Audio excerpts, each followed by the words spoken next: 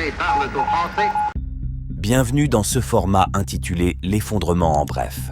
Plongeons directement dans les actualités chaudes du moment pour tenter d'y voir plus clair sur les événements en cours sur le plan international. Voici le développement des 24 dernières heures. Cette nuit, 94 missiles et 193 drones russes ont été lancés en direction de l'Ukraine. L'armée ukrainienne affirme en avoir détruit et détourné la majorité à l'aide de brouillage. Elle a précisé que les projectiles visaient principalement les installations de production d'énergie. Plusieurs centrales thermiques ont été gravement endommagées, selon le fournisseur d'électricité privé DTEK.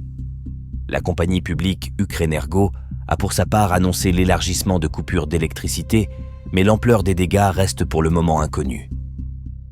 Le Kremlin estime que les conditions préalables à des négociations sur l'Ukraine ne sont pas réunies, alors que les spéculations sur d'éventuels pourparlers se multiplient à l'approche du retour au pouvoir aux États-Unis de Donald Trump en janvier.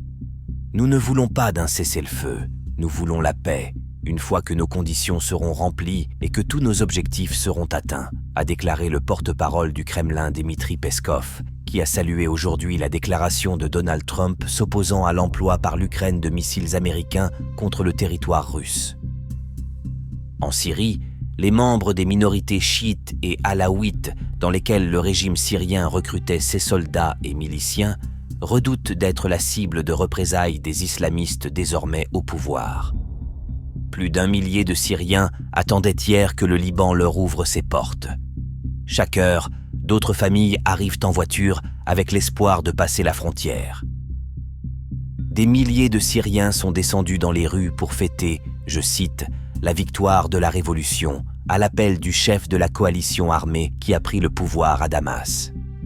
En parallèle, le secrétaire d'État américain Blinken a rencontré le Premier ministre irakien lors d'une visite à Bagdad, en Irak, alors qu'il cherche à coordonner une approche régionale de la situation en Syrie.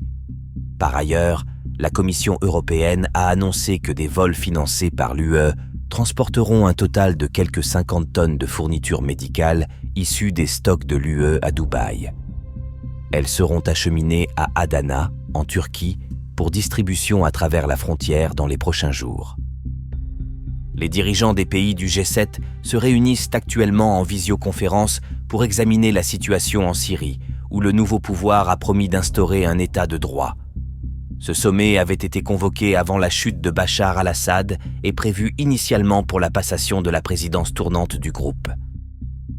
En Chine, les navires de la marine et des gardes-côtes chinois qui menaient depuis plusieurs jours un vaste exercice naval autour de Taïwan, le plus important depuis des années, sont rentrés à leur port, ont annoncé aujourd'hui les autorités taïwanaises. À tous, de la radio Bref, l'effondrement, fin de transmission.